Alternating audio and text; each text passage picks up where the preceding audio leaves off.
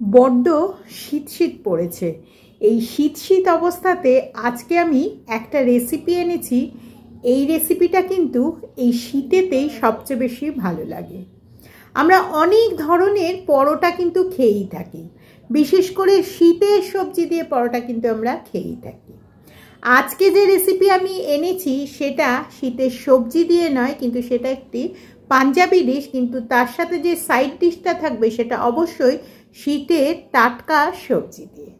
তাহলে আজকে রেসিপি কি, চলুন যাওয়া যাক পারমিতার পাকঘরে, সেখানে বাকি কথাটা সেরে ফেলব। নমস্কার, আমি পারমিতা, আপনারা দেখছেন পারমিতার পাকঘর। তাহলে শুরু করা যাক আজকের রেসিপি। কিন্তু তার আগে আপনারা আমার চ্যানেলটিকে সাবস্ক্রাইব করতে ভুলবেন না, আর তার সাথে সাথে বেল আইকনটা কিন্তু বাজিয়ে রাখবেন, কারণ আমি যখনই নতুন রেসিপি আনবো তখনই পৌঁছে যাবে আপনাদের কাছে আমার চ্যানেলের ইনস্ট্যান্ট নোটিফিকেশন। 5 টেবিল স্পুন মতন জলের কিন্তু প্রয়োজন হবে। এটা আটারই বানাবেন। তাহলে তৈরি হয়ে গেল একেবারে সুন্দর গরমা গরম, যেটার মধ্যে একদমই কোনো রকম মুগ ডাল বেটে তার পুর তৈরি করার ঝামেলা রইল না। তাহলে দেখে নিন কেমন করে বানালাম আজকের এই অভিনব রেসিপি। এখানে দেখুন আমি কিছুটা মুগ ডাল ভিজিয়ে রেখেছি। এই মুগ ডালটা দিয়ে আমি আজকে একটা পরোটা বানাবো, যেটা হচ্ছে মুগ ডালের পরোটা। এই পরোটাটা বানাতে কিন্তু কোনো রকম মুগ ডালকে বেটে পুর তৈরি করার কোনো কিছু লাগবে না। সেই সমস্ত ঝামেলা ছাড়াই একেবারে ডাইরেক্ট মুগ ডাল দিয়েই পরোটা হবে। আবারও বলছি, এটি একটি পাঞ্জাবি কুজিনের রেসিপি, উইন্টার স্পেশাল এই রেসিপি। এখানে আমি নিয়ে নিচ্ছি আটা। আজকের পরোটাটা পুরোটা আটা দিয়েই হবে।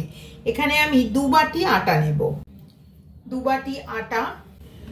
আটার সাথে আমি মিশিয়ে দিচ্ছি কাঁচা লঙ্কা। আমি 2টো কাঁচা লঙ্কা কেটে দিচ্ছি। আপনারা যদি বেশি ঝাল খান তাহলে বেশি কিন্তু কাঁচা লঙ্কা দিতে পারেন। এখানে আমি 2টো কাঁচা লঙ্কা দিচ্ছি। 2টো কাঁচা লঙ্কাটাই যথেষ্ট ঝাল হবে এই পরোটাটা। যদি বেলবার সময় ওপর থেকে কাঁচা লঙ্কা ছড়াতে চান সেটাও কিন্তু আপনারা ছড়াতে পারেন। এর মধ্যে দিয়ে দিচ্ছি আমি একটু জোয়ান। জোয়ানটা ডাইজেশনের কাজ করে। 1 চামচ দিলাম জোয়ান, 1 চামচ কুচানো আদা, 1 চামচ কসৌরি মেথি দিচ্ছি। কসৌরি মেথিটা যদি না দেন তাহলে আপনারা ধনে পাতা দিতে পারেন। দিয়ে দিচ্ছি সামান্য একটু পরিমাণে গরম মশলা, আর দেব এর সাথে এক এক করে, এই খাবারটা একটু স্পাইসি হয় পরোটাটা, একটু লঙ্কার গুঁড়ো, একটু হলুদের গুঁড়ো, একটু জিরের গুঁড়ো। এর মধ্যে কিন্তু ধনের গুঁড়ো দিতে হবে না। আর দিয়ে দেব পরিমাণ মতন লবণ।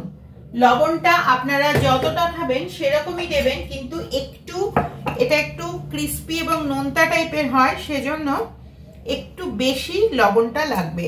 এই 1.5 স্পুন মতন লবণ। আর তার সাথে আমি দিয়ে দেব সামান্য একটু পরিমাণে চিনি। চিনি এবং লবণের মিশ্রণে এটা কিন্তু অত্যন্ত সুস্বাদু একটা পরোটা হবে। আমি দেখুন এটার মধ্যে ডালটার মধ্যে অল্প একটু জল ছিল, সেই জলটা সমেতই আমি দিয়েছিলাম, তাই এখানে জলটা যতটা লাগবে ততটাই দিতে হবে। এবারে আপনারা যদি এর সাথে গরম জল দিয়ে মাখতে চান গরম জল দেবেন, কিন্তু এটা মাখার জন্য অ্যারাউন্ড 4 to 5 বড় স্পুনের 4 to 5 স্পুন লাগবে। 5 টেবিল স্পুন মতন জলের কিন্তু প্রয়োজন হবে। এবারে এর মধ্যে দিচ্ছি একটু খাবার সোডা, এটা একটু ক্রিস্পি করবে সেই কারণে দিলাম। তাহলে আর কি, এবার এটাকে এই যে সুন্দর করে মেখে নেব। এই যে মেখে ফেলেছি দেখুন সুন্দর একটা। এর মধ্যে আর তেল কিচ্ছু দিতে হবে না, এটা একেবারে তেল ছাড়াই কিন্তু হবে। যেটা ভাজার জন্য লাগবে সেটা আপনারা ইচ্ছে করলে যদি ঘিয়ে ভাজতে চান ঘিয়ে ভাজবেন, আর যদি মনে করেন কোনো বনস্পতিতে ভাজবেন, কিন্তু আমি এটা সাদা তেলেই ভাজবো। একটু পরোটা সাইজটা বড় হবে। এটা কিন্তু কোনো স্টাফিং হয় না, সাধারণত স্টাফিং দিতে চাইলে দেবেন, কিন্তু এই পরোটা একেবারেই এরকমই খায়, কারণ এই যে ডালটা লেগে লেগে আছে এই ডালটাতেই কিন্তু পরোটাটার সম্পূর্ণ স্বাদটা বোঝা যাবে।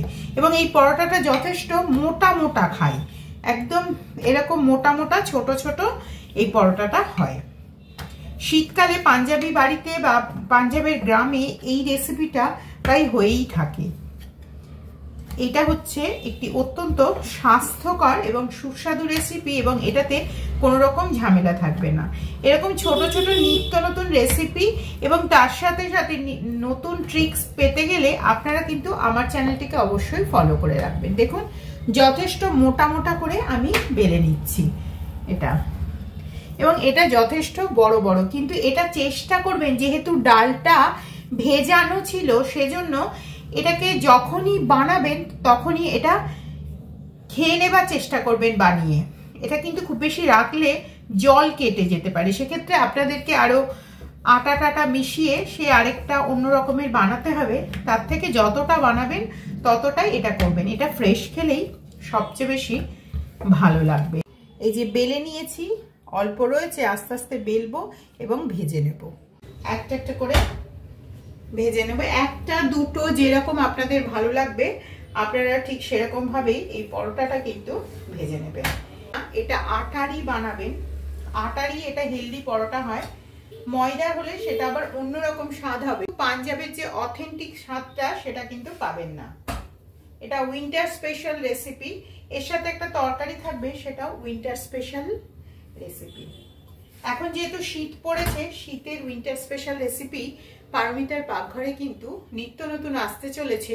এছাড়াও আপনারা যারা ক্রিসমাসের জন্য অপেক্ষা করছেন, ক্রিসমাস ইভের জন্য অপেক্ষা করছেন, আপনাদের জন্য আসতে চলেছে ক্রিসমাস ইভ উপলক্ষে অনেক নতুন ধরনের বেকিং আইটেম। তাহলে কেক, প্যাটিস, চকলেট, অনেক উইদাউট বেকও রেসিপি আসবে, কিন্তু আজকে এটাই বানাচ্ছি।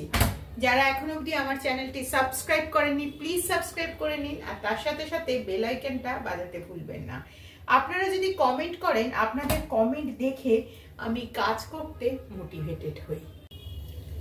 এটা মোটামুটি সেঁকা হয়ে গেল, এটাকে আমি সাদা তেল দিয়ে বানাচ্ছি। আপনারা সাদা মাখন বা কোনো রকম ঘি দিয়ে বনস্পতি দিয়ে বানাতে পারেন, যেটা আমি আগে অলরেডি বলেছি, আবারও বলছি। কিন্তু এটাতে যেহেতু ডাল আছে, তেলের পরিমাণ একটু বেশি লাগবে, এবং এটাকে একদম ধিমে আছে ধীরে ধীরে ভাজতে হবে, কারণ ডালটা কিন্তু ফাটবে।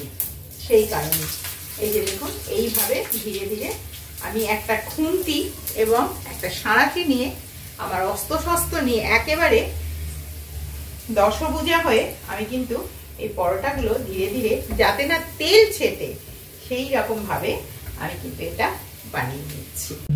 একদম তৈরি হয়ে গেছে, সুন্দর দেখতে পাচ্ছেন, এই যে একদম সুন্দর নরম নরম পরোটা। আসুন এটাকে আমি পরিবেশন করে নিই। এই হচ্ছে সেই পালকের চাটনি। এটা কিন্তু এই পালকের চাটনি দিয়েই খাওয়া হয়ে থাকে। আমরা যে পালক পনির বানাই, সেই পালক পনিরের পনিরটা বাদ দিয়ে যে পালকের যে চাটনিটা হবে সেটা দিয়ে এটা কিন্তু মূলত খাওয়া হয়ে থাকে। আর এর সাথে আপনারা যদি লাল গাজর বা লাল মূলো খেতে চান, সেটাও কিন্তু খেতে পারেন। তাহলে কেমন লাগলো আজকে আমার রেসিপি, অবশ্যই আপনারা আপনাদের মূল্যবান কমেন্টের মাধ্যমে জানাবেন। আজ এই পর্যন্তই, আগামীতে আমি আবার ফিরবো আপনাদের কাছে নতুন রেসিপির সাথে।